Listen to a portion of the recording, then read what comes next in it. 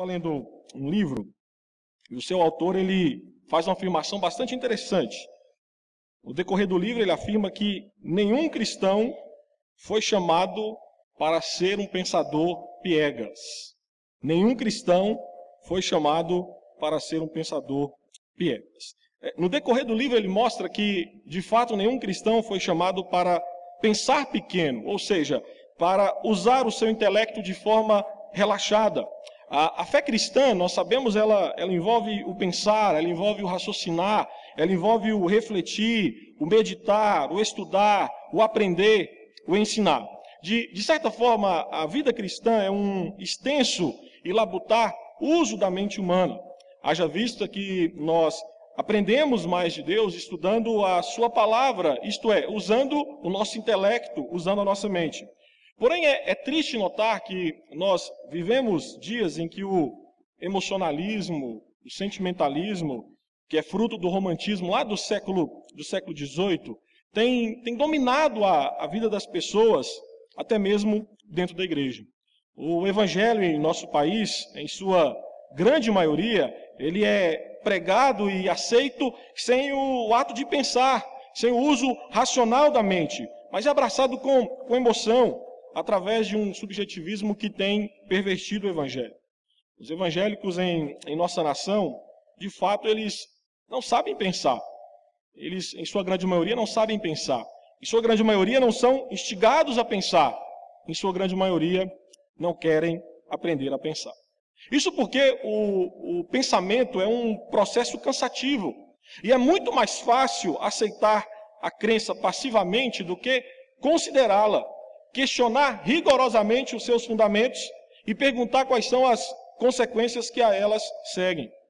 Resumindo, pensar cansa. Pensar demanda tempo. Pensar requer investir recursos pessoais. E como nós vivemos em um contexto imediatista, pensar não é algo muito valorizado. E como consequência disto, nós temos visto uma nação onde o evangelho é superficial, tanto na teoria como na prática. Vou dar um exemplo para você. Você está passando de canal, de repente aparece um programa de televisão e um dos entrevistados ou dos participantes é um pastor evangélico. Eu não sei você, mas eu já fico com medo. Porque geralmente o pastor evangélico que vai num programa desse é um pastor que geralmente não valoriza muito os estudos. Em sua grande maioria é assim que acontece. Ou basta você reparar nas canções e cantores gospel da atualidade. Recentemente, um deles, interpretando Eclesiastes 3, disse que há tempo de sonegar impostos. Queridos, esses homens que são líderes evangélicos da nossa nação, em sua grande maioria, eles falam tolices, e a maioria dos seus discípulos aplaudem, aceitam e seguem, sem questionar nada, sem pensar nada a respeito daquilo que foi dito ou foi ensinado. Aí você deve estar pensando, mas nós, presbiterianos, estamos imunes a isso. Não estamos. Quantos sermões, estudos, aula de escola dominical você já ouviu? E o que você tem refletido sobre aquilo que você tem aprendido? Você ouve, você pensa, você medita, você coloca em prática aquilo que você escuta nos sermões, que você, às vezes, todo domingo escuta na igreja, 2 vezes em uma aula de escola dominical? Nem sempre.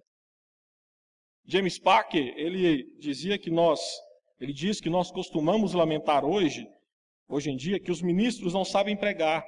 Mas é igualmente verdadeiro que nossas congregações não sabem ouvir. E a ideia dele aqui de ouvir é não apenas ouvir e entender, mas é praticar. Então eu entendo que nós não estamos muito distante daquilo que nós entendemos ser um evangelho pervertido e seguido por muitos que estão aí fora. Porque às vezes a nossa prática não é condizente com aquilo que nós temos ouvido e aprendido diariamente na igreja. É por isso que Mark Noll, ele dizia que o escândalo da mentalidade evangélica na atualidade é que não há nada em especial em se ter uma mente evangélica. Ele está dizendo, olha, não há distinção entre ser evangélico e não ser evangélico. Porque muitas vezes os evangélicos, eles não usam a mente para pensar, para raciocinar em cima das crenças que lhes são ensinadas.